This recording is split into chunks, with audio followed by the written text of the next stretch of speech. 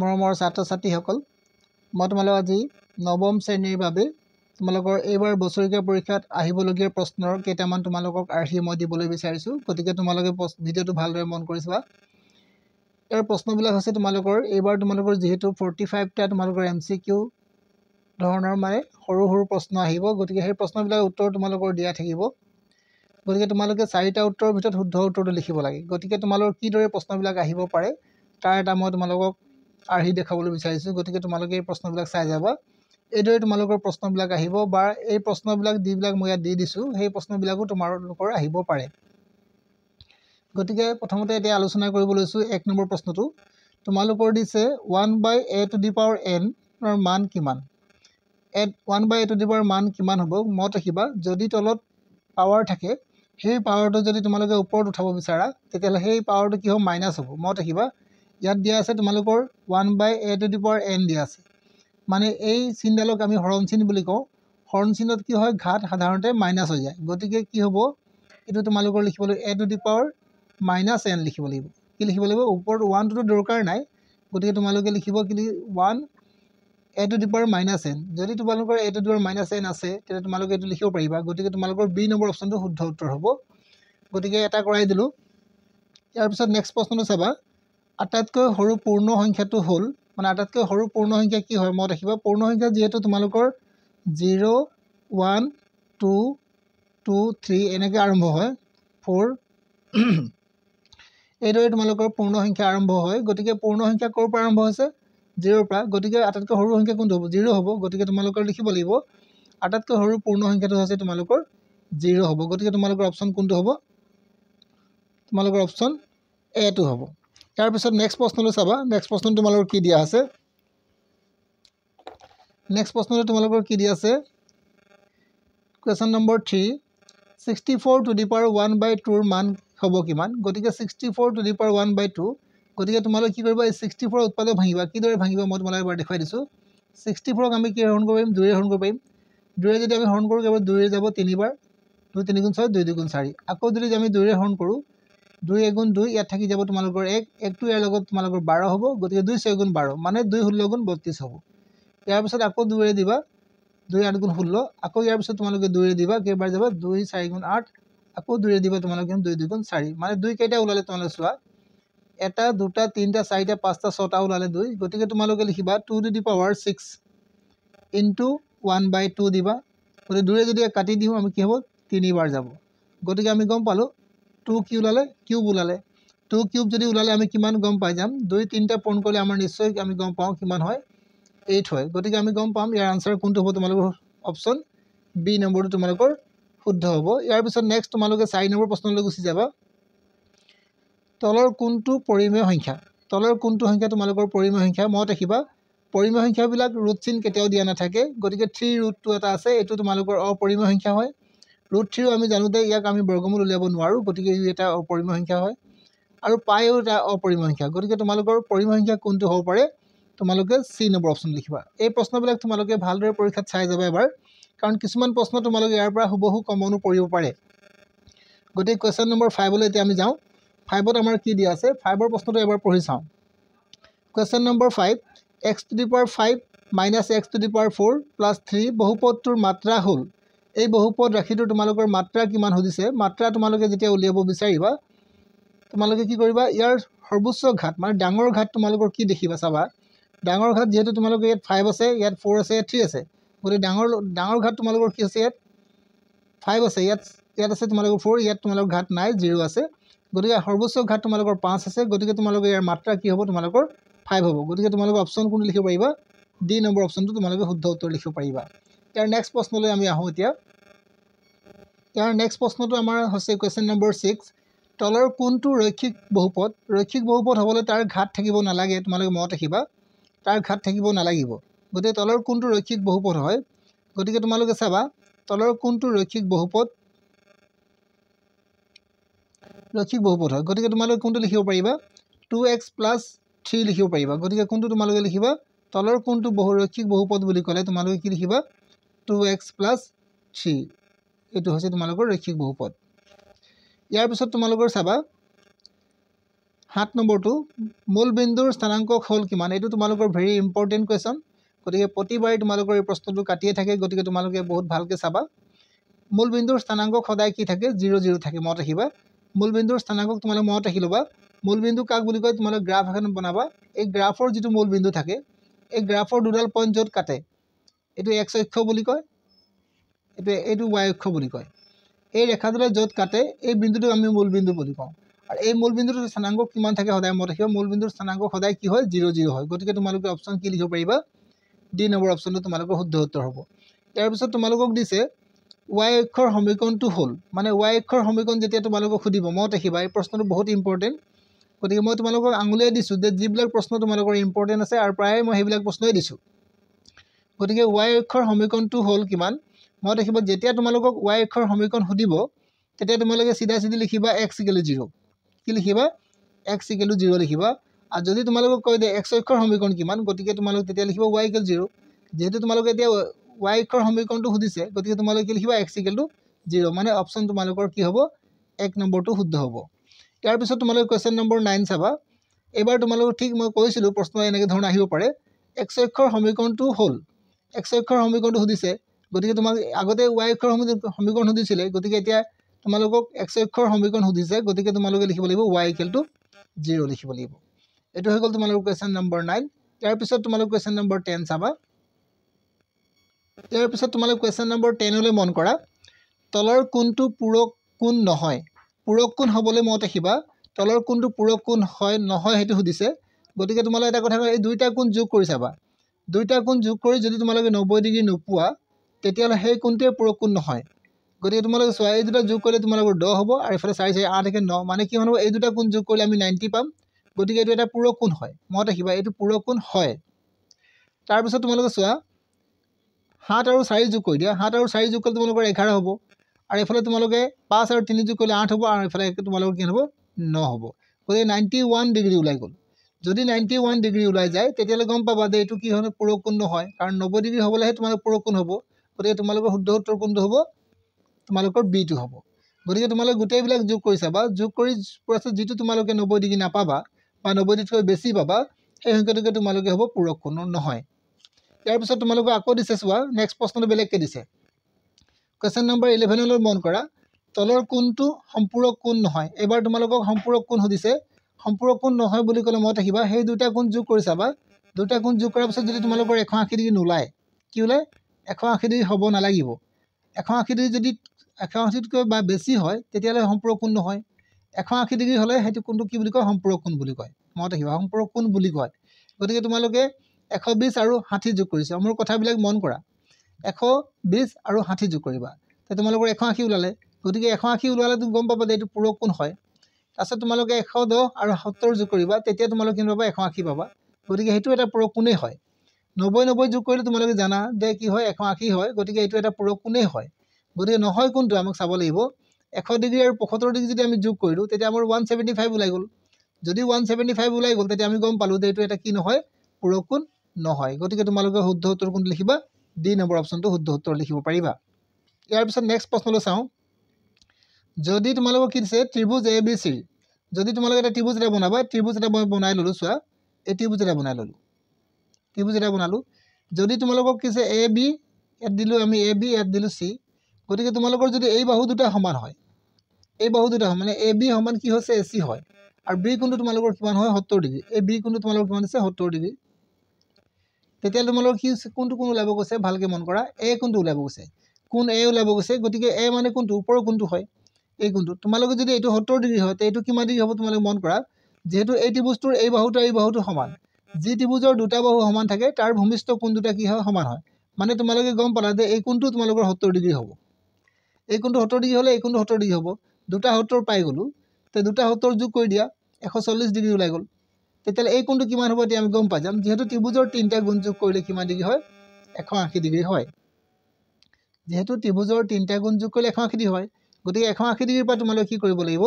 40 degree 140 degree minus কৰি দিবা 180 ডিগ্ৰীৰ পৰা যদি তোমালোকে 140 ডিগ্ৰী মাইনাছ কৰি দিয়া তেতিয়া তোমালোকে পাবা কিমান 40 ডিগ্ৰী গতিকে তোমালোকে গম পাই গ'লা যে তোমালোকৰ এতিয়া কিমান হ'ব 40 ডিগ্ৰীহে তোমালোকৰ শুদ্ধ উত্তৰ হ'ব গতিকে তোমালোকে কোনটো লিখিবা চিটো লিখিবা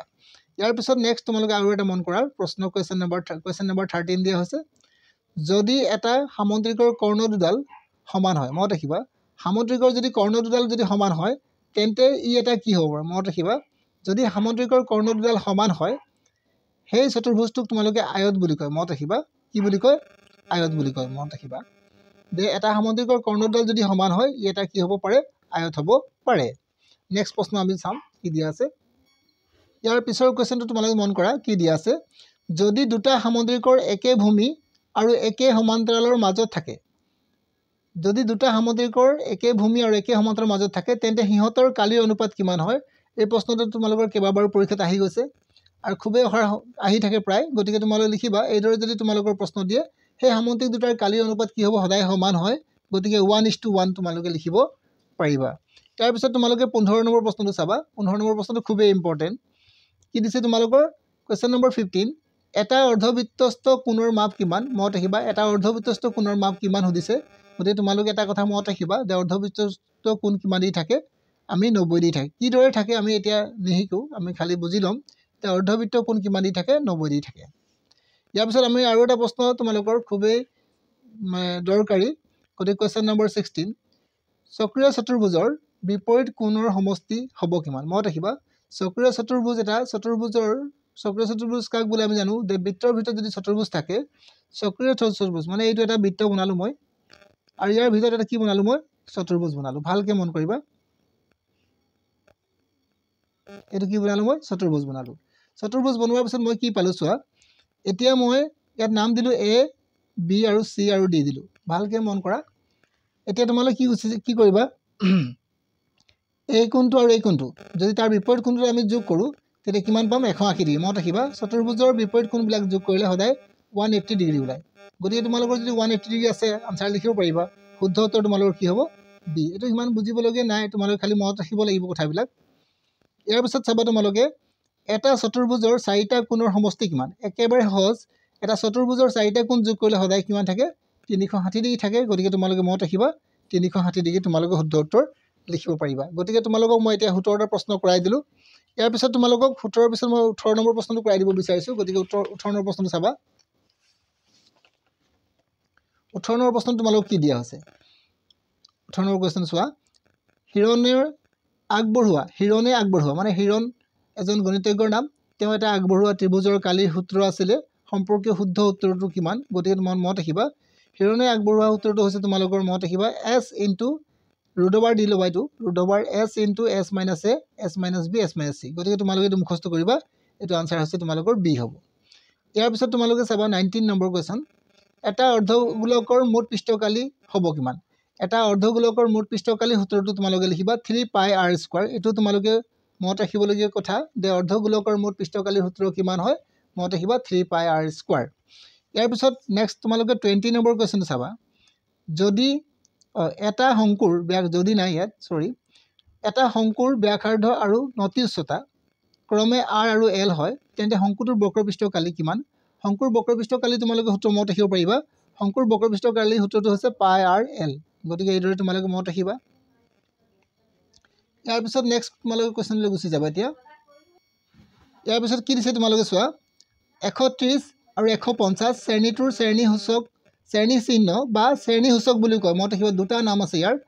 যেনেকৈ তোমালোকৰ ঘৰত মতা এটা নাম থাকে বেলেগ আৰু স্কুলৰ মতা নাম এটা বেলেগ থাকে ঠিক তেনেকৈ এই ইয়াৰ শ্ৰেণী চিহ্ন বুলি কয় বা শ্ৰেণী সূচক বুলিও কয় গতিকে যিকোনো নকওক আমি একেটা বস্তুৱে বুজি পাম গতিকে শ্ৰেণী সূচক কিদৰে ওলাব লাগে মনত ৰাখিবা এই সংখ্যাকেইটা যোগ কৰি দিবা 130 আৰু 130 আৰু 150 যোগ কৰি দিলে তোমাৰ পাব 280 হৈ যাব আৰু 280 তোমালোকে আধা কৰি দিবা আধা মানে ইয়াক 2ৰে হৰণ কৰি দিবা আধা কৰিলে কেন হ'ব 140 হ'ব নিশ্চয় গতিকে তোমালোকে শুদ্ধ উত্তৰ কি লিখিব পাৰিবা C নম্বৰটো কৰিব পাৰিবা মই বেছি বহলকৈ তোমালোকক বুজাই দিয়া নাই লাহে বুজাই দিয়া নাই কাৰণ তোমালোকৰ এইবিলাক সৰু প্ৰশ্ন তোমালোকৰ MCQ টাইপৰ থাকিব আনসাৰো দিয়া থাকিব গতিকে তোমালোকে যদি ভালকৈ কৰা নিশ্চয় তোমালোকে ভাল নম্বৰ পাবলৈ সক্ষম হ'বা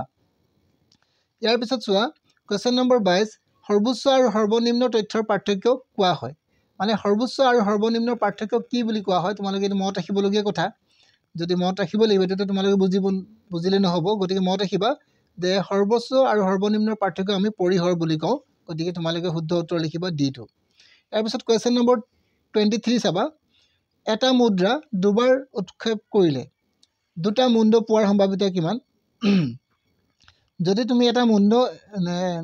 মুদ্ৰা যদি তুমি দুবাৰ টছ কৰা ধৰি লৈছো তোমাৰ হাতত কি আছে মুদ্ৰা আছে সেই মুদ্ৰাটো তুমি এবাৰ টছ কৰিলা প্ৰথমতে টছ কৰিলে কি ওলালে হেড ওলালে তাৰ পিছত আকৌ এবাৰ টছ কৰিব বিচাৰিছে তেতিয়াও তোমাৰ কি আহিব পাৰে হেড আহিব পাৰে মানে কি আহিব পাৰে প্ৰথমতে হেড আহিব পাৰে আৰু হেড আহিব এইটো কথা কোন হয় তাৰ পিছত তোমালোক কি আহিব পাৰিব হেড আহিব পাৰে বা টেলো আহিব পাৰে তাৰ পিছত কি হ'ব টেল আৰু হেডো আহিব পাৰে নতুবা তোমালোকৰ টেল আহিব পাৰে এটো মই ইংৰাজীতে লিখি দিছো এটো হেড টেল হেড আৰু টেল মানে দুটা মুদ্ৰা যদি একেলগে টছ কৰা হয় এটা মুদ্ৰা দুবাৰ টছ কৰিলে তোমালোকৰ এইখিনি ফলাফল পোৱা যাব গতিকে কৈছে যে দুটা মুণ্ড পোৱাৰ সম্ভাৱিতা দুটা মুণ্ড ক'ত পাইছা দুটা মুণ্ড মানে হৈছে মাথা মানে হৈছে হেড গতিকে দুটা মুণ্ড ক'ত আছে এটা জেগাত আছে গতিকে তোমালোকে মুঠ কিমান আছে তোমালোক চাই লোৱা ফলাফল আছে তোমালোকৰ 4 আৰু মুঠ মুণ্ড আছে দুটা কেইটা এটা আছে গতিকে 4 ভাগৰ 1 লিখিবা উত্তৰটো শুদ্ধ উত্তৰ 4 ভাগৰ তোমালোকৰ তো 1 আছে সাগে গতিকে অপচন কি লিখিবা এ টো লিখিবা ইয়াৰ পিছত নেক্সট আমি 23 নম্বৰ পিছত আমি 24 নম্বৰ প্ৰশ্নলৈ যাম এতিয়া 24 নম্বৰ প্ৰশ্ন তোমালোক কি দিছে কোৱেশ্চন নম্বৰ 24 এটা কোণ 180 ডিগ্ৰীতকৈ ডাঙৰ আৰু 360 ডিগ্ৰীতকৈ সৰু হলে কোনটো কোৱা হয় মই দেখিবা 180 ডিগ্ৰী যদি ডাঙৰ হয় আৰু 360 ডিগ্ৰীতকৈ যদি সৰু হয় এই কোণটো কয় তোমালোকে কি কোণ বুলি কোৱা হয় ইয়াত লিখা আছে সৰল কোণ এটো নহব তোমালোকৰ পবিত্ৰ কোণ বুলি কয় মই দেখিবা এই কোণটো হ'ব তোমালোক কোণটো হ'ব বি নম্বৰ অপচনটো তোমালোকৰ শুদ্ধ হ'ব মই দেখিবা 180 ডিগ্ৰীতকৈ ডাঙৰ আৰু 360 ডিগ্ৰীতকৈ সৰু কোণবিলাকক পবিত্ৰ কোণ বুলি কোৱা হয় গতিকে মই দেখিবা তোমালোকে ইয়াৰ পিছত তোমালোকে 25 নম্বৰ প্ৰশ্নটো চাবা এটা বৃত্তটোক থকা সমতলখনক ভাগত ভাগ কৰে মানে এটা বৃত্তটোক থকা সমতলখনক কেইটা ভাগত ভাগ কৰে তোমাল লিখিবা মই দেখিবা সদায় তিনটা ভাগত ভাগ কৰে গতিকে তোমালোকে শুদ্ধ উত্তৰ কি লিখিবা 3 লিখিব পাৰিবা ইয়াৰ পিছত তোমালোকে আকৌ চাবা কেন্দ্ৰ আৰু বৃত্তৰ যিকোনো এটা বিন্দু সংযোগী ৰেখাখণ্ডক বৃত্তটোৰ কি বুলি কোৱা হয় মই দেখিবা ইয়াক কয় তোমালোকে ব্যাসাৰ্ধ মই দেখিবা কি লিখে ব্যাসাৰ্ধ বুলি কয় ইয়াৰ পিছত তোমালোকে 27 নম্বৰ প্ৰশ্ন চাবা এটা সমবাহু ত্ৰিভুজৰ পৰিসীমা 24 সেন্টিমিটাৰ হলে ইয়াৰ কালি কিমান হ'ব যদি তোমালোকৰ পৰিসীমা দিছে তোমালোকৰ 24 তেতিয়ালে তোমালোকে গম পাবা যে পৰিসীমা মানে কি এই গুটেই গিটা বাহু যোগ কৰিলে পৰিসীমা ওলাব এইটো বাহু গুটেই গিটা বাহু যোগ কৰিলে 24 হ'ব এটো পৰিসীমা গতিকে তেতিয়ালে গুটেই গিটা বাহু কিমান হ'ব গুটেই গিটা যেহেতু বাহু সমান হ'ব মানে এইটো 8 হ'ব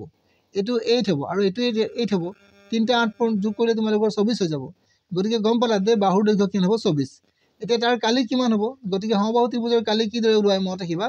√3/4 ইনটু তোমালোকে বাহু স্কয়াৰ দিবা কি দিবা বাহু স্কয়াৰ দি দিবা গতিকে √3/4 দিলা আৰু বাহুৰ মানটো কিমান পালা তোমালোকে 8 পালা গতিকে 8 দি দিয়া গতিকে কি হ'ব দেছোৱা 4 ভাগৰ √3 আৰু কি দিবা তোমালোকে 8 ইনটু 8 দি দিয়া গতিকে 8 হৰণ কৰি দিয়া 4 যাব কেবাৰ 2 বাৰ 2 8 গুণ তোমালোকৰ 16 হ'ব গতিকে 16 আৰু কি দিবা √3 সেন্টিমিটাৰ কি দিবা স্কয়াৰ দিবা গতিকে আমি বুজি পালো যে কি হ'ব পাৰে তোমালোকে এটা সমবাহু ত্ৰিভুজৰ কালিৰ সূত্ৰ হ'ব তোমালোকৰ 16 √3 সেন্টিমিটাৰ গতিকে তোমালোকৰ শুদ্ধ উত্তৰ কোনটো হ'ব বি নম্বৰ অপচনটো তোমালোকৰ শুদ্ধ হ'ব ইয়াৰ পিছত নেক্সট প্ৰশ্ন আৰু এটা চাবা এই প্ৰশ্নটো পৰীক্ষাত কেইবাৰো কাটিছে গতিকে তোমালোকে খুব ভালদৰে চাবা মই যিমানখিনি প্ৰশ্ন তোমালোকক দেখুৱাই দিছো এই প্ৰশ্ন গুটেইবিলাকে তোমালোকৰ ইম্পৰ্টেন্ট গতিকে এবাৰ ভালকে এইবিলাক চাই যাবা ব্যাসাৰ্ধযুক্ত এটা গোলকৰ আয়তন হ'ব r ব্যাসাৰ্ধ মই থাকিবা ইয়াত r টো থাকি গৈছে r ব্যাসাৰ্ধযুক্ত এটা গোলকৰ আয়তন হ'ব গোলকৰ আয়তনৰ ফৰ্মুলা আছে তোমালোকৰ 4/3 পাই r কিউব যদি তোমালোকৰ 4/3 পাই r কিউব আছে গতিকে তোমালোকে ডি নম্বৰ অপচনটো শুদ্ধ উত্তৰ বুলি লিখিব পাৰিবা এটো হৈ গল তোমালোকৰ 28 নম্বৰ কোৱেশ্চন 28 কোৱেশ্চন ইয়াৰ পিছত তোমালোকৰ বেছি প্ৰশ্ন নাই এই কেইটাৰ প্ৰশ্ন দি তোমালোকক ভিডিওটো সমাপ্ত কৰিম ইয়াৰ পিছত নেক্সট প্ৰশ্নলৈ আমি যাওঁ তাৰ পিছত নেক্সট কোৱেশ্চনলৈ আমি যাওঁ কি দিয়া আছে চোৱা 4 সেন্টিমিটাৰ বাহুযুক্ত ঘনকৰ পৃষ্ঠকালি হ'ব মই দেখিবা 4 সেন্টিমিটাৰ বাহুযুক্ত ঘনকৰ পৃষ্ঠকালি হ'ব কিমান মই দেখিবা ঘনকৰ পৃষ্ঠকালি কি দৰে ওলোৱা হয় তোমালোকৰ সূত্ৰ মই দেখিবা 6l² গতিকে 6l মানে তোমালোকৰ 4 স্কয়াৰ গতিকে 6 পূৰণ এটো 4 4 গুণ কি হ'ব তোমাৰ 16 গতিকে পূৰণ কৰি দিয়া 6 6 গুণ 36 6 গুণ 6 7 8 9 ওলালে গতিকে 96 সেন্টিমিটাৰ স্কয়াৰ হ'ব গতিকে তোমালোকে শুদ্ধ উত্তৰ লিখিব পাৰিবা এ নম্বৰটো ইয়াৰ পিছত তোমালোকে আৰু এটা প্ৰশ্ন দিছে খুবেই ইম্পৰ্টেন্ট প্ৰশ্নবিলাক বাছি উলিয়াই দিছো মই তোমালোকৰ √5 - √3 প্লাস √5 প্লাস √3 মান হ'ব কিমান গতিকে মই দেখিবা ইয়াৰ মান কি দৰে ওলাব পাৰিবা এটো তোমালোকৰ ফৰ্মুলা হয় a - b a + b গতিকে তোমালোকে কি দিবা √5 স্কয়াৰ আৰু -√3 স্কয়াৰ √5 দুটা পূৰণ কৰিলে তোমালোকে জানা যে 5 হয় আৰু √3 দুটা পূৰণ কৰিলে কি হয় 3 হয় গতিকে কি হ'ব 2 হ'ব আনসাৰটো 5 ৰ পৰা 3 গ'লে 2 হয় গতিকে তোমালোকৰ কোনটো হ'ব শুদ্ধ উত্তৰ সি নম্বৰ অপচনটো শুদ্ধ হ'ব ইয়াৰ পিছত তোমালোকৰ এই প্ৰশ্নটো কেইবাবাৰো আহি গৈছে পৰীক্ষাত 3 আৰু 4 ৰ মাজত কিমানটা পৰিমেয় সংখ্যা আছে মানে 3 আৰু 4 ৰ মাজত কিমানটা পৰিমেয় সংখ্যা আছে হেতু লিখিব লাগে ইয়াত দিছে এটা 5টা 4টা আৰু দিছে অসংখ্য মই দেখিবা 3 আৰু 4 ৰ মাজত আমাৰ কিমানটা পৰিমেয় সংখ্যা আছে বুলি ক'লে আমি তাৰ শুদ্ধ উত্তৰ লিখিম অসংখ্য মানে আমি হিসাব কৰি শেষ কৰিব নোৱাৰো ইয়াৰ পিছত তোমালোকৰ আৰু এটা প্ৰশ্ন দিয়া হৈছে মই তোমালোকক 32 নম্বৰ প্ৰশ্নলৈকে দি দিছো পদক্ত তিনিটা একেৰেখীয় নোহোৱা বিন্দুৰ মাজেৰে কেইটা বৃত্ত অঙ্কন কৰিব পাৰি মই দেখিবা পদক্ত তিনিটা একেৰেখীয় নোহোৱা বিন্দুৰ মাজেৰে কেইটা বৃত্ত অঙ্কন কৰিব পাৰি মই দেখিবা তোমালোকে এটা বৃত্ত অঙ্কন কৰিব পৰা যায় মই দেখিবা এটা বৃত্ত অঙ্কন কৰিব পৰা যায় এইখিনি আসলে তোমালোকৰ এমসিকিউ প্ৰশ্ন যেবিলাক তোমালোকৰ উত্তৰ দিয়াই থাকিব 4টা তোমালোকে শুদ্ধ উত্তৰটো তোমালোকে OMR ভৰাব লাগিব তো গতিকে এই প্ৰশ্নবিলাক তোমালোকে যদি চাই যোৱা নিশ্চয় তোমালোকে ভাল নম্বৰ আনিবলৈ সক্ষম হ'বা আজি তোমালোকে আৰু প্ৰশ্ন এই দৰে লাগে তোমালোকে মোক কমেন্টত জনাবা তেতিয়া মই তোমালোকক আৰু বিভিন্ন ধৰণৰ প্ৰশ্ন তোমালোকক দিম আৰু যদি তোমালোকে মোৰ চেনেলটো চাই তোমালোকে উপকৃত হ'ব পাৰিছা তেতিয়ালে মোৰ চেনেলটো এবাৰ সাবস্ক্ৰাইব কৰিবা লাইক কৰিবা আৰু শ্বেয়াৰ কৰিবা আজিলৈ মই তোমালোকক ইমানতে এৰিছো নেক্সট ভিডিঅ'ত আকৌ লগ পাম